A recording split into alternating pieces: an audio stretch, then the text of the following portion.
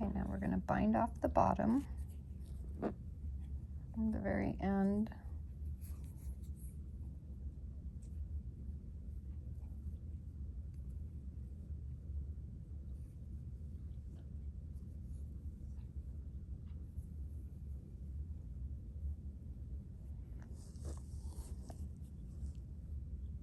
Okay, so we see the loop is right here.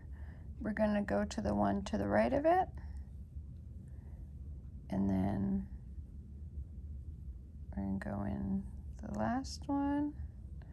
We're gonna go in the next one, and then the very last one. So we're gonna have 4 loops. Pull them all through. Dang it. Lost my tail.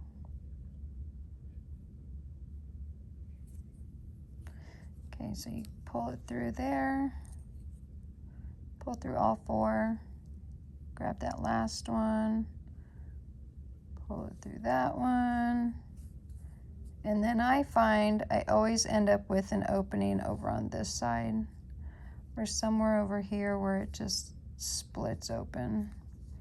So if that's the case, even like over here, you want to just cinch it shut. Okay, I couldn't see where my camera was facing. So I just finished up this one, closed it up here, and then sometimes I end up with openings on the other side. You can see there's a stitch there, but there's not one there. So I want to close that one up too. Just depends on what yarn I'm using as to whether or not it really opens up. This one's a slippery yarn, and this one, it's a shiny. I think it's from Love That Yarn or something like that. But I've only used it a few times, and it's not my favorite, because it's so slippery. But it's such a beautiful yarn, and it's low pill, so it doesn't fuzz a lot when you're working with it. Like this one, you could tell this one is fuzzy and this one is clean. So I like using this yarn for, you know, that reason of it, but for the rest of it, Okay, so now this is gonna really make, this matters, what step I'm gonna do next. Oh, why did I do that?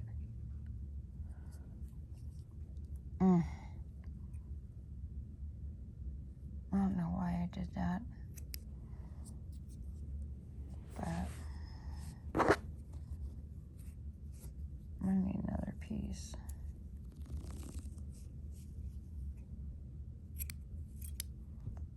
I should have sewn it together with that tail. But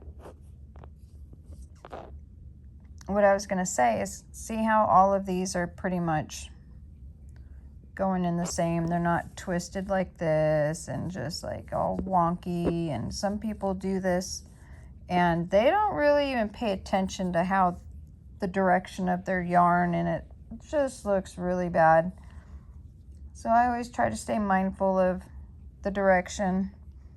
So since I'm going to be attaching this one, I don't want this all twisted around so that I can't untwist it. Okay, needle back in the mouth. So I'm going to make sure my lines are good.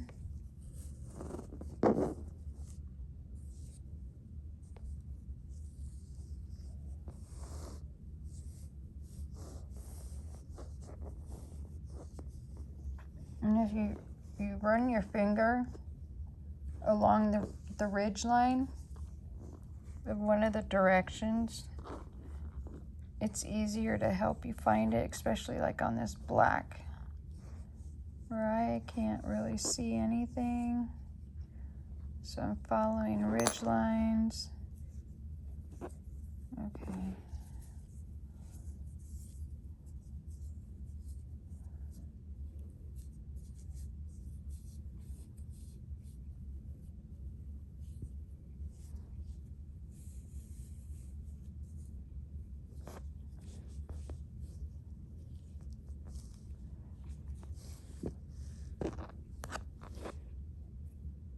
What did I do with that thread? Okay.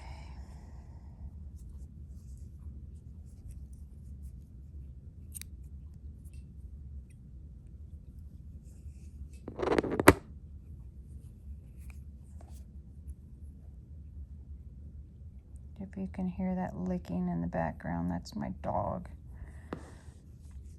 He's been to the vet for it, and doctor says that he's got anxiety because he's a cattle dog.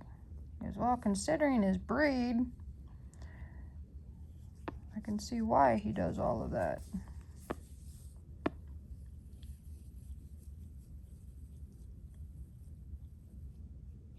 Okay, so I'm gonna leave this tucking out a little bit. I'm gonna strap this down.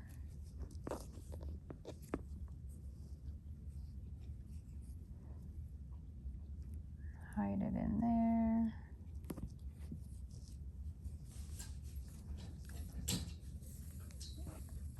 Yes, Bodie, I was talking about you.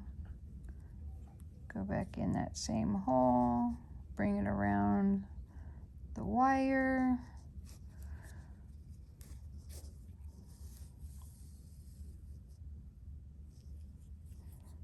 And I'm gonna hide this in the wire.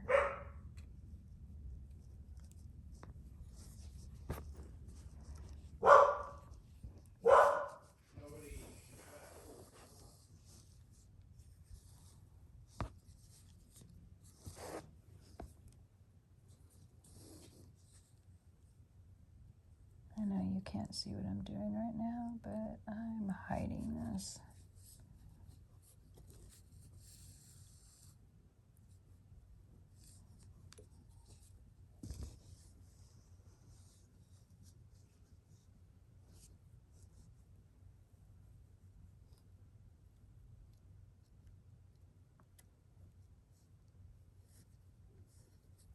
I keep going in and out through the same hole as I'm going around the wire so that I'm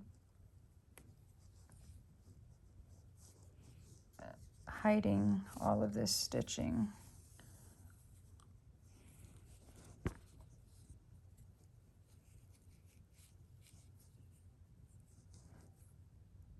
And I'm going to take this one and go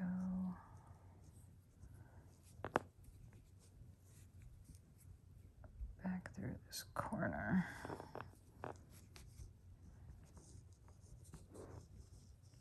Oh, come on.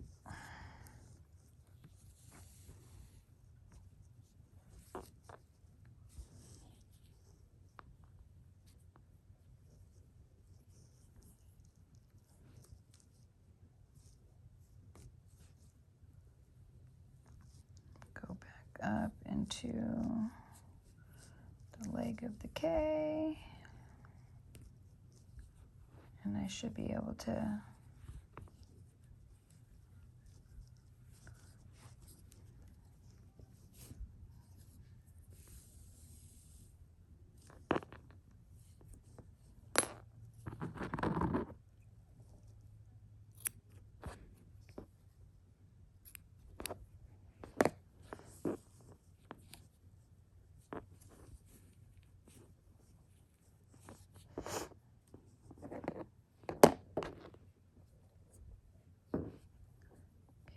this is a really small tail, and I did it that way for a reason.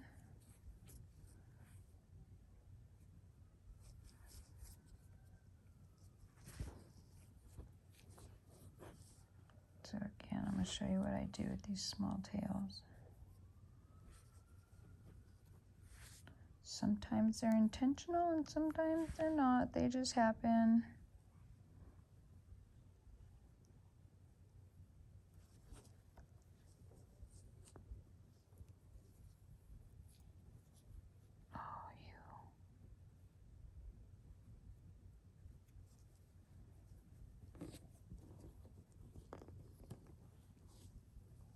1, 2, how many are you?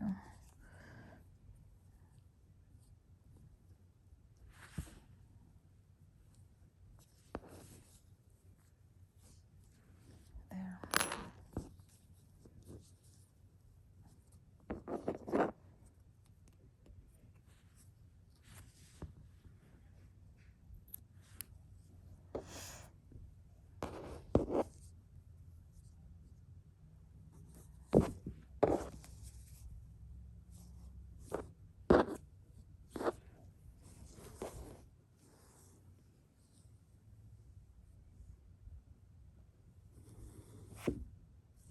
Yep, there's all the rest of the pieces. And a few more. And my hooks and needles box. Yep. I subscribe to Hooks and Needles.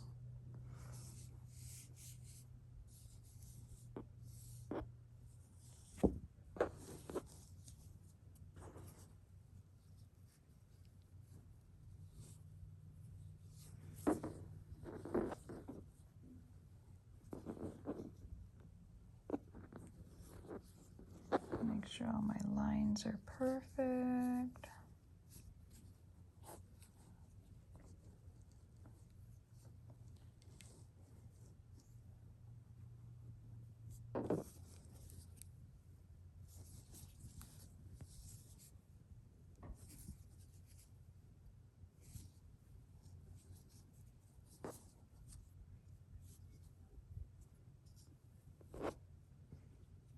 There.